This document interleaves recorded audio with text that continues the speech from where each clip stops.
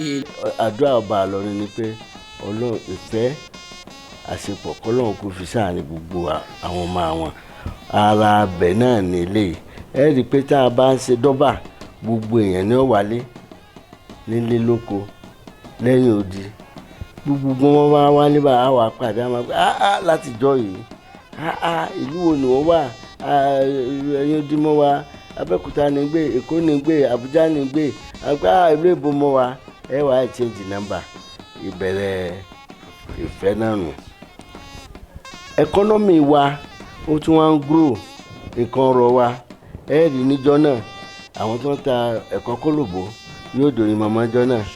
àwọn tó ń ta kàngú àwọn tó ń ta kúlíkúlí àwọn tó ń ta pure water àwọn tó gbogbo nǹkan tí ẹ̀ bá gbé kọ́ àbẹ́jọ́ náà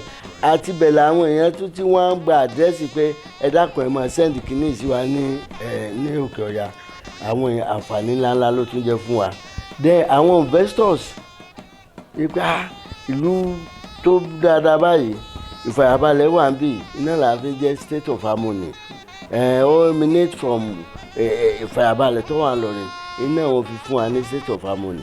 and therefore àwọn tó bá rí bẹ́ẹ̀ pé ní there is peace here there is tranquility here there is orderliness here wọn ó yẹ ká dá ìkan ọ̀rọ̀ lẹ̀ síbi wọ́n wá ń gbé fáàtì wa wọ́n ń gbé kọ́mpìnì wa gbogbo wọn á dùn gbogbo wọn á ṣe kẹ̀tíkẹ̀tí àwọn tí wọ́n sì tún wá mọ̀ pé ìlú wa ìlú ìmọ̀ ni ìmọ̀ kéwú ìmọ̀ ìwé mo fẹ́ lè pé kò sẹ́ni tó wà mọ́ nísìnyí iná ni gbogbo èèyàn fi wọ́n ń struggle pé kí wọ́n dá yunifásitì lẹ́yìn àbí káwọn wá ṣe yunifásitì lẹ́yìn àbí káwọn wá kéwú lẹ́yìn gbogbo wọ̀nyí náà àǹfààní tí ọlọ́rọ̀ba Ìlọrin gbé wa náà ni gbogbo ètò ìṣẹ̀lẹ̀ yìí nítorí náà kọ́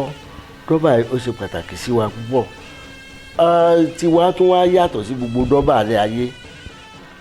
nítorí sẹ́mọ̀ pé ní we have cultural diversity we have people from different diversity ní àní Fúlàní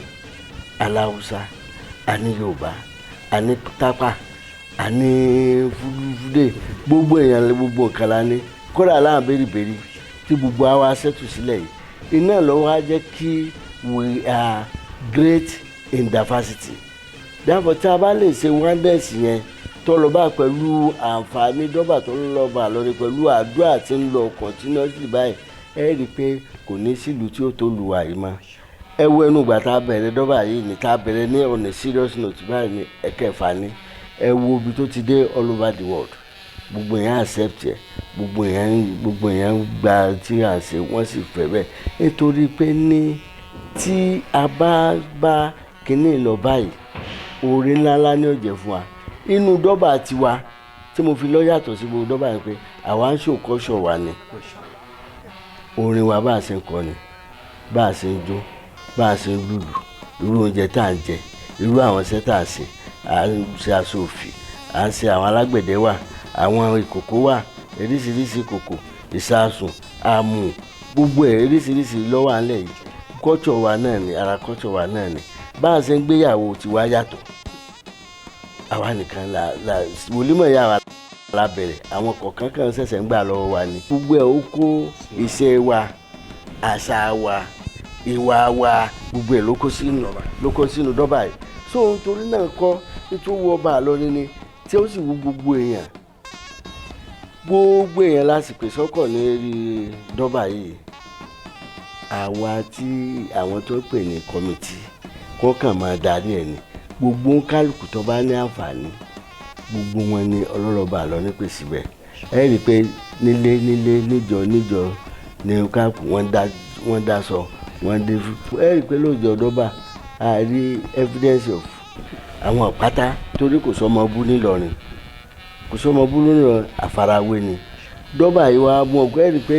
níjọ́ náà lọ́hùn gbogbo kálukú náà wè láàánú kódà bọ́ bá ṣe dédé gbọ̀n kan ni yóò wè èèyàn wà á wé láàrin kó tó máa jalè bí kó máa ṣe jàgàdìjàgà so gbogbo ara tí dọ́bà ti wá kó sínú nù. ẹ bá wa mẹ́nu bà àwọn ohun ìdàgbàsókè tó ti wọnú dọ́bà àti ohun tó mú un yàtọ̀ sí àwọn dọ́bà ìlú mìíràn orílẹ̀-èdè mìíràn ilẹ̀ mìíràn àti ìpínlẹ̀ mìíràn. tẹ́ fi mọ̀ pé ní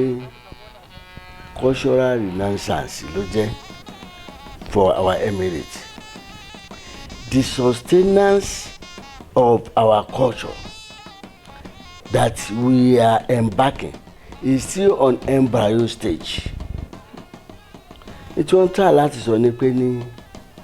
àṣẹ̀ṣẹ̀ mọ ìyẹn bọ̀ lápò ni. Ìpè ní àti ẹ̀ tí ìbí níbi tí a bá dé nísìn pẹ̀lú ògùn Ọlọ́run. Ọlá súnmọ́ ṣẹ̀bí láyé.